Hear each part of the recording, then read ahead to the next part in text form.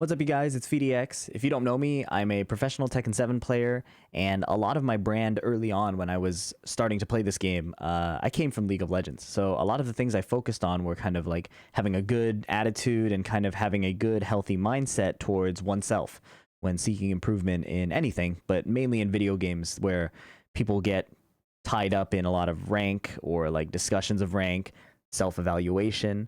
All of these things are these are topics that I've really cared about for a long time. So I came across this video from a community member of mine who shared it with me. One man's doomed quest to reach Emperor. And it's kind of an artistic video, so I'll link it below if you want to watch it at its slow pace properly, and you can always come back to this one. But I'm going to run it at 2x speed and kind of talk about my thoughts about what it feels like they're doing right, and then what I think are some issues with approaching games in this way. I think that, to sum it up, people can get really philosophical with games, and I'm that kind of person. I'm the kind of person to get really philosophical and get really deep into it. And in recent years, I've found a lot of value in interacting with players who have often told me it's not that deep. A lot of my best mentors have gotten me out of this philosophical zone and just put me in the realm of the objective. Like, these are the skills you need. This is how you work on it. Plain and simple. And I found value in just leaving the dimension of self-worth altogether. And that's hard. That's not easy, right? But I'll talk about my journey in Tekken, but more importantly, I'll talk about where I came from before League of Legends and how that all affected me. But let's get into the video. I'll talk about all that after the fact. The date is November 22nd, 2023. It is almost midnight, almost Thanksgiving. For the last 5 days, Kai has been attempting to reach a new personal best in ranked mode, Emperor. It has been stressful. Multiple nights he has gone to bed dejected, ashamed at his inability to achieve his goal. He is playing at the highest level he's ever played, but up until this point, it hasn't been enough to get that last promotion. But now, right there, below his name, is the glowing text that signals his chance at salvation. He is as close as he's ever been. He can practically touch it. He manages. So all of this is I say insane, but I really relate to it. I get it. He talks about shame right before going to bed. The video talks about how close they are to salvation. Like, these are very extreme terms and powerful language that evoke emotion, right?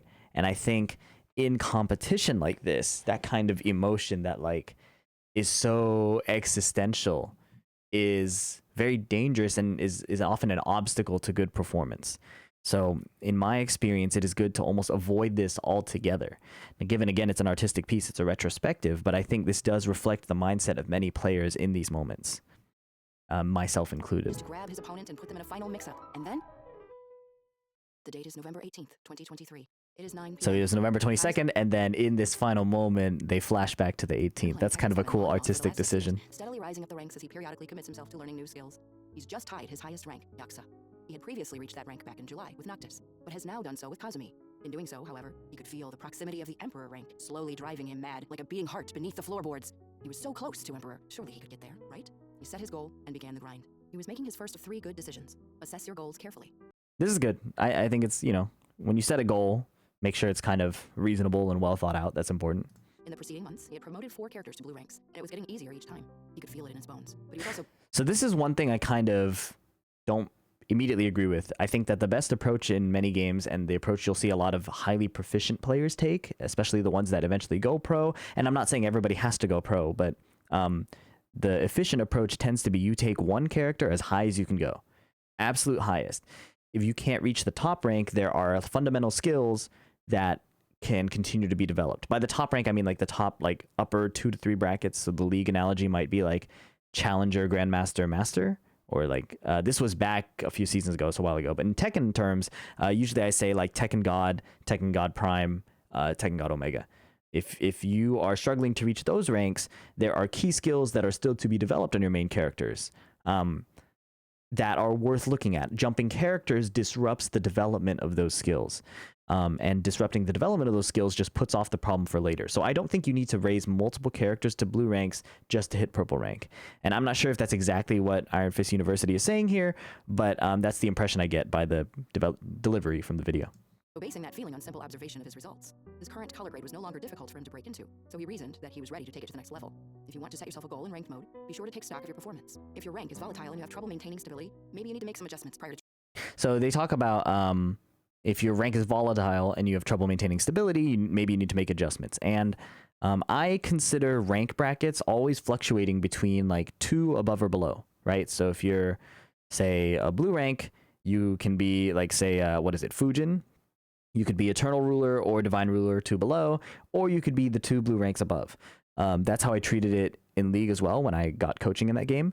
If I was Diamond 3, I could be Diamond 2, 1, or Diamond 4, 5. This was back when they had like 5 divisions. Considering your skill bracket as a range is healthier and makes each loss way less extreme. And I know chess players often consider their elos as ranges as well. Like sometimes you have horrible days, sometimes you have really good days. You need to take the average of those. Trying again. All right, so these are two key points of text I kind of just glossed over. Let me cover these as well. So if your wins are confident, your losses are close, keep at it. I kind of agree with this. I think that I often fell into the trap of overanalyzing my losses or my wins, overanalyzing my wins. And sometimes we might not be at the point yet where we can understand why we're winning something. But if the objective of the game is to get the win, sometimes we just need to accept that it's coming out in a certain way. Now, obviously, there will be ways to clean up those wins, but more importantly, it will be good to look at the losses, right? That's prior to trying again. Especially here. If your wins are close and your losses are one-sided, practice more. I would just say altogether practice more. No matter what, you should be able to identify things that you need to work on, things that are lacking. If you can't tell that you're missing some skills, the best way is to pull up a professional replay and just compare what their character is doing to what your character is doing, right? Do your combos need optimization? Is your spacing different? Is your move selection different? It's not to say that you should assume your way is wrong, but if you're losing, you can use that as a compass to start pointing you in a direction to find more things, right? People often get sucked into combos often, so I wouldn't make that your primary focus. A lot of pro players have really suboptimal combos, so they are able to generate the win anyways, and that is the part we want to unlock, right? Obviously, key fundamentals are really important, like very basic combos and things like that, but you don't need the super optimal max damage or anything like that. In general, I would say practice more always. If you stubbornly hold to an unrealistic goal, you're only setting yourself up for disappointment and heartache. Even with the well-reasoned confidence Kai had, stress was an ever-present companion on his climb beyond Yakuza. He hit Ryujin 3 times. That means he got Ryujin, got demoted back down to Yakuza, managed to fight back up to Ryujin, got demoted again, and then finally earned a promotion back to Ryujin. So this is the part I was talking about with like rank variance, right? He talks about how many times he promoted up and how many times Kai demoted back down. And I was really confused by that kind of analysis, but then I reflected on my old experience, and I used to look at ranks very, very similarly, right? From Diamond 2 to Diamond 3 in League, missing promotions over and over. What is the best thing to look at, I think, is you set a far away ranked goal, in this case, Emperor for this video, and then you have to really zero in on the skills you want to develop. If you look at every single point of variance, it becomes very mentally exhausting, and you end up not putting energy in the correct things in the first place that will get you to your goal. So to be like a good analogy is that if somebody goes to the gym, often the most successful people I've known who lift weights, for example, are the ones who kind of fall in love with the process of lifting weights. They love the feeling of cleaning up their form. They love the feeling after a good workout. They love the feeling during the workout, and they get really sucked into that whole process.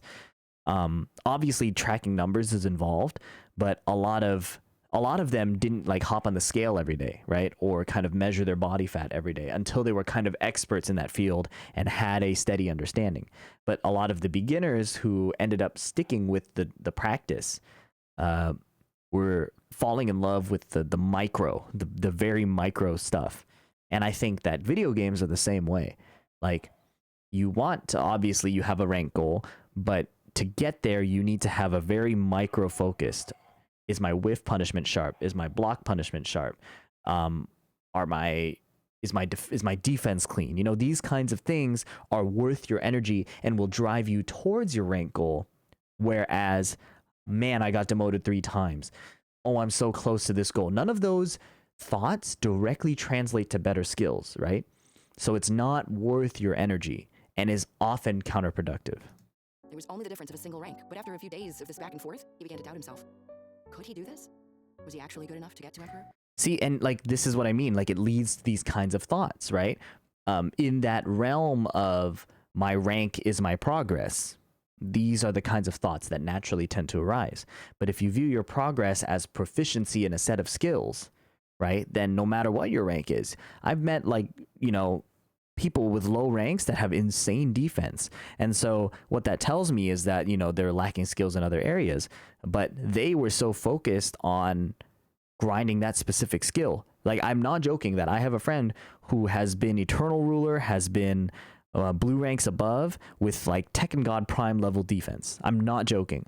But the way he chose to approach offense, he ended up overthinking a lot of it. So it was really hard to nail down the solution, right? But he had the approach of micro improvement. So he continued to get better. And as soon as he solved that offensive problem, he exploded into the high ranks, right? Like he flew into Tekken God because all of the pieces came together. And that wouldn't have happened if he weren't improving his defense all along the way. So it's very important, I think, to have that micro focus. Just a pretender to that throne. When you set yourself a goal, it can be easy to fall into the trap of tying your self-worth to the success of that goal. This is where he cemented his next important internalization. You are more than your goals. So I think this should be number 0. Before you start anything, this has to be the number one thing. Like this is the foundation for doing anything and having a healthy approach to it, is separating yourself from your goals and your achievement. There are a lot of talks on that already exist. I don't think I need to rehash that, but in my direct experience, both coaching and playing, this is a prerequisite to success, not number 2. It has to be number 1. And none of this, by the way, is shade at Iron Fist University or anything like that. I'm just adding my perspective as someone who's gone through a similar process. Kai had a family, a wife, kids, a child, friends, hobbies, all the things that make up a life. Low key, and like some people who are in this mindset, this stuff isn't very comforting, but it really is the fact that, expending your life energy when you have other things going for you is often just a disservice to yourself. You have the exact same things he has, or different things. You just need to make sure there are things that make you feel happy, contented, and engaged. You will need that positive energy when you're going through a tough time with your goals. Another thing is that if you don't have these things in life, the goal will not cure that after the fact. You can reach your goal, and then many champions will reach a goal and then report feeling this emptiness after. Famously, I remember Leffen. He won like a melee tournament where like he was cemented as number 1 after the fact. I'm not positive it was Evo, but I think Leffen won a big tournament for that, and he won a big tournament for Guilty Gear Strive. And he talked about after feeling this emptiness, right? And this is common if you read like philosophical writings or things like that of people who compete a lot, right? It's kind of this is a thing. So competitive goals and reaching achievements will not fill a void in your life that needs to be filled by other things. And that's really important. Spend time with family. Read a novel. Teach yourself a new language. Learn to bake. Give yourself balance so that no single goal consumes your entire being. And the effectiveness of this too is there are people who do not truly understand the value of a break. And I, again, am one of those people. It wasn't until very recently, a year ago, that I took my first like full week or 2-week break off of Tekken. And when I came back, my brain just functioned differently. The things that were so occupying like the front of my brain, like the things I thought were so important, were allowed to naturally sink into subconscious rather than being at the front of my brain. So once I sat down to play the game again, so many of the concepts and things I had been trying to apply were more second nature because I'd been thinking about it and practicing a lot. And then my immediate processing could be focused on just like looking at the screen. What is my opponent doing? So a break can function really well, and having other goals and other hobbies can play into that in a really nice way. I know a pro player or pro level player for League of Legends, Adrian Riven, who is a multi-game professional level player. He was like top 8 at his first major in Dragon Ball Fighters. He's a top Street Fighter 6 player. Like, he's insane. And he came from League of Legends primarily. And I remember for his stream, he would take like 6 months off if he just wasn't having fun with the game.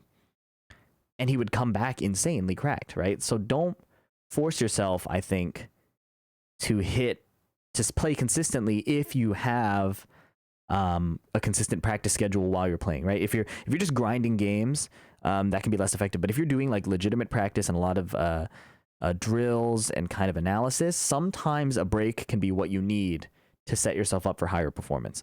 In weightlifting, people use deload weeks. This is kind of analogous to that. With this balance, he found himself inching closer and closer to his goal. He soon engages in combat with another Ryujin, a Ganryu. Kai manages to win and is faced with a choice. Does he fight him again? Identically ranked opponents are worth the most points, but Ganryu is a notoriously tricky knowledge check character, and there's a good chance that the tides could turn again. And this is another problem I have, and it's not unique to this creator or unique to me. Again, I had the same mindset as, do I hit rematch if I could lose and lose my rank? You want to leave the dimension of that altogether, in my mind. What you want to be thinking about is, like, do I understand this matchup? You know, am I strong enough to counter what they need to do? It says it's a knowledge check character. Well, a knowledge check can be solved in practice mode, right? Or by watching VOD review, or by losing, understanding why you lost, and getting to the next level in your development. But if all that's on your mind is that rank promotion, rank promotion, rank promotion, you will take steps away from your development as a player. Declining the rematch here, if the connection is good, right? Assuming connection is good and things like that, you're denying yourself a chance to learn. And the more short term you zoom in and kind of deny yourself those chances over and over, the harder it gets when you can't like run away. You know what I mean? Like sometimes you'll get a 1-1 and you have to win that situation. But playing with that learning mindset is so much healthier, and it's so hard to convey to somebody who is deep in that like results-based mindset. But if you are somebody like that listening, I want to tell you that it is just a different world when you are more focused on your learning and not on the immediate promotion or demotion. I've been there. It's really, really hard. I promise it is better the other way. But let's keep going. Against him. He could lose the progress he just made, or even spiral back downward by losing multiple times. He wonders to himself, if he plays the system and retreats, would he even deserve an eventual promotion? And that, I've thought the same way. That's the reason I'm kind of reacting the way I am. It's not like disdain. It's more like, damn, like it is so easy to make this whole process harder for yourself. It is so easy to create this trap of, I want to achieve this, but did I really achieve it? You just got to play to learn, man. Like you gotta like play the game. This is a learning opportunity. Did I learn what I set out to learn? Learning and improvement that is genuine, like not like achievement or goals or tiers of rank, but actual internalized development is permanent, right? Like, well, like not literally, but you know, it is not able to be taken away. So you can't down spiral, you can't de-improve, right? That's a technicality. Yes, you technically can not improve, like you don't touch the game, you know, lots of things. But like in a conceptual sense, the things you learn and acquire and develop cannot be taken away. So it is better to focus on those things that you can permanently build, and then the rank will come. When you are so good at every little skill, again, punishment, whiff punishment, blocking, defense, spacing, movement, if you get to a certain point in those things, you simply rank up. There's no other way to put it. So focusing on getting better at those is more of a guarantee than focusing on playing the system to get a certain rank. And given, you know, Kai isn't saying here that they just wanted to do that, they're engaging in the debate and kind of that internal conflict. And part of the benefit of being in a learning mindset is like this internal conflict just isn't even part of the picture. That's why it's so much smoother. In that moment, he makes peace with the nagging doubt that has been with him this entire journey. He accepts that he may not achieve his goal. This is good. This is good. It is worth putting in effort, and it is more important to hit that effort than to hit the goals. And the world tells us many different things. I know many of us come from family backgrounds that may tell us different things, that it is the results that make us, right? Whether explicitly or implicitly told. But it is the effort that makes us, and this is important. I think that, to be honest, these should be number 1 and 2, or number 0 and 1. You are more than your goals. It is the effort that makes us. Those two things, I think, should be the very, very beginning. But unfortunately, many of us grow up, myself included, grow up with a different approach. So it is good that it is identified here, but I would put that as a very, very base thing that needs to be understood.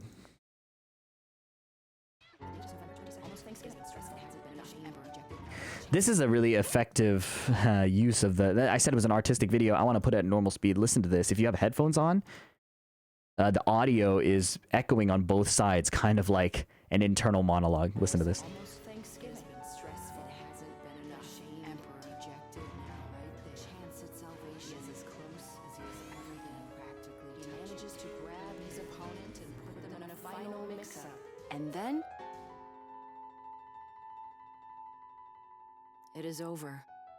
Kai puts the controller down and lets out an impossibly long sigh. I have been watching him put himself through this ordeal for nearly a week. At that moment, I'm brining tomorrow's turkey, and I cautiously call out from the kitchen, was that a good sigh or a bad sigh? And he ends with the low mix-up. So I guess it was Kai's wife narrating the whole time. I wasn't sure. I wasn't sure about the situation. I think Kai's wife is narrating Kai's story. So I've been saying he, they the whole time. Sorry about that. But, you know, I think we got it figured out. And great use of the music, great use of everything. Let's hear the rest of the narration. No matter how small an achievement might seem, never stop setting goals for yourself. Even the slightest advancement is a building block in your self-improvement. Every single challenge is an opportunity to be a better you. Give it your all. And that's fire. That's a great ending. Yeah, my intent is never to downplay a certain level of goal or the approach people take. Rather, I think this is a video full of good lessons that I think may be slightly out of order. But I've been in that headspace. And, you know, before I wrap up this video real quick, I just want to talk about briefly how I came to my understanding of everything that I do to approach professional games in what I believe is a healthier way.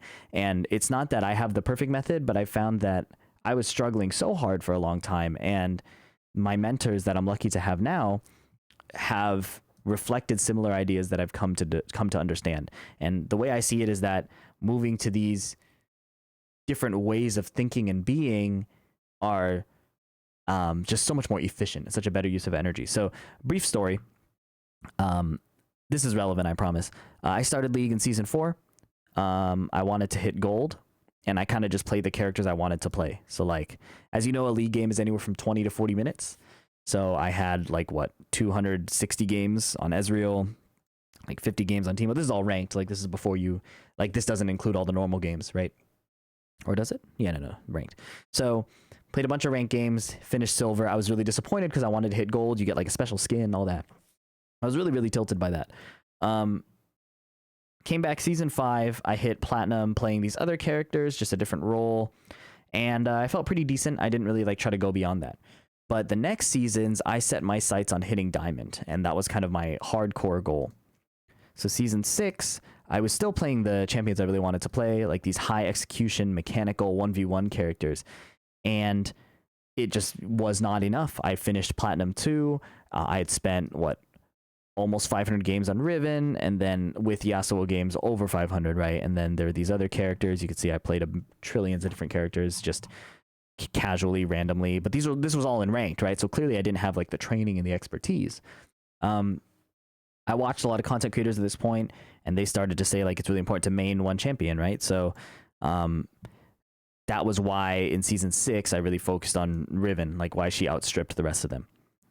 Now in Season 7, so Season 6 I was platinum, Season 7 I tried to hit platinum, or tried to hit diamond again. I actually started paying for coaching, and they would tell me which champions to play, they would tell me which fundamentals to focus on, and I played, basically these were the most basics of the basics. They're supposed to be really solid and really good at punishing the opponent, but also not, like, they have the least margin for error for yourself. They teach you the game in that sense.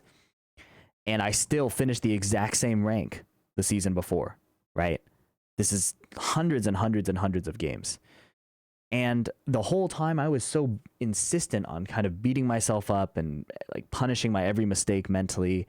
And I was just so hard on myself. And it came around Season 8, where I kind of, like, finished the summer, like a Season 7 summer finished. And I distinctly remember sitting there, and I was reflecting on that quote that goes, the definition of insanity is doing the same thing over and over and expecting a different result, right? So I sat there for so long and kind of contemplated that. And it wasn't that I tried these champions or things like that. I was like, you've tried being hard on yourself, unbelievably hard on yourself, for 1, 2, 3, 4 years. And this is empirical data. This is hard evidence that that approach is not working for you. Right? So your only option at this point is to try being nice to yourself. That's how I looked at it. Obviously, there were other ways to look at it, but this is your only choice. You've tried every way. You've tried the different champions. You've tried the different roles, and the only common variable through all this, you paid for coaching. The only common variable here is that you will not be nice to yourself no matter what, and that is affecting your decision making. It is shutting you down mid game.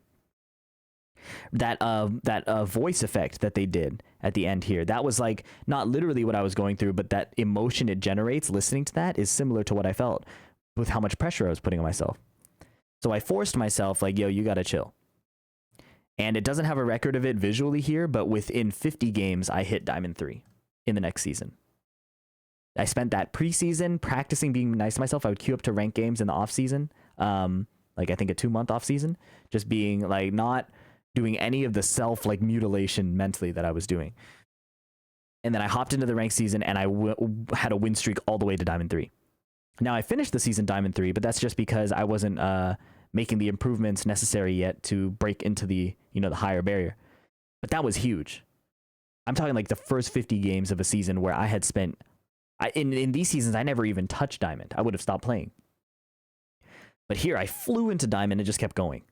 It was absolutely insane. And I was that experience blew my mind. And then in season 9, I was still playing pretty seriously. I tried to hit master, but I was a lot more gentle with myself. I hit the final promotion to master, but didn't quite get there. But that whole experience is what I brought into Tekken. That's why I tell this story. And all of these sentiments and kind of self-worth things and goals, these were battles I fought in League of Legends. So I'm not trying to come from a place and say, just don't think like this. No, it's not that. It's that I went through this kind of process, and I urge anybody trying competitive games and kind of running into these things to don't make the same mistakes I did, right? Get lost in the joy of playing the game, like feeling your punishment get sharper, feeling your movement get faster, feeling your defense become unbreakable. These are the feelings and kinds of the things to chase, and then you'll be surprised how the rank just flies in. And it's going to be frustrating, right? Like I have friends still to this day who are professional gamers who will say like, bro, I gotta uninstall, I'm never gonna win this is horrible, like, right? But in like a real one-on-one conversation, they'll tell me like, no, even in the frustration, I'm having fun. Like it is still worthwhile for me to do. Even when I'm frustrated, I'm having fun. Even when I'm failing, I'm having fun. It is the whole process of developing the skill that is bringing them joy. And that's what makes these pro players so good, is win or lose, even angry or happy, they are having fun. And that might seem like a very foreign concept, especially for people like me who grew up really results-based. But that is the kind of, I think, headspace that we want to strive to be in to reach our highest potential. You can't be burdened by these meta thoughts of how, like, oh, I'm wasting so much time. I've been here 4 times. I keep demoting, promoting. I'm right there. These are all meta thoughts. You want to get really micro with it. Like, damn, that whiff punish was fire. Oh, I hit him with the low here. Like I had the right read, right? Like here. Himself through this ordeal for nearly a week. Just call out for. Look at that. He's like, yeah, I got him. He wasn't going to duck. He's been afraid of all my mids. Like that's the feeling you want to be thinking of, right? And it's okay, of course, to appreciate the promotion. It's okay, of course, to set the goal in advance. But I think that it is crucial to just get micro with it. I've rambled on long enough about this 7-minute video. We're here at 30 minutes, but I hope this was useful to some of you guys. This is a very personal topic to me, and I really enjoy talking about it. And I know many, many people struggle with this kind of thing. So we're heading into Tekken 8 very soon. This problem won't go away if you had it in Tekken 7. It's not like Tekken 8 is going to drop and you're suddenly going to like not care about the results. So find a way to engage with it healthily. Hopefully my story is helpful to you. But if I could leave you with one thing, it's just don't even enter the dimension of self-worth. Don't even or self-worth. Like don't even make it like I need to not care about it. I need to care about it. I need to care about it less. Don't even go into that world. The world you want to go into is like, wow, look at how fun it is to hit these buttons. Look at how fun it is to backdash and whiff punish. Look at how nice that sidestep was. Like you want to embrace the good things about the micro situations rather than avoiding the negative thoughts, the meta thoughts, the overall macro of it all, if that makes sense. it's a game, you know, get into the game, not into the leaderboard, the rank, the self-worth. That's all I got for you today. Hope you have a good rest of your day. Happy holidays. Cheers.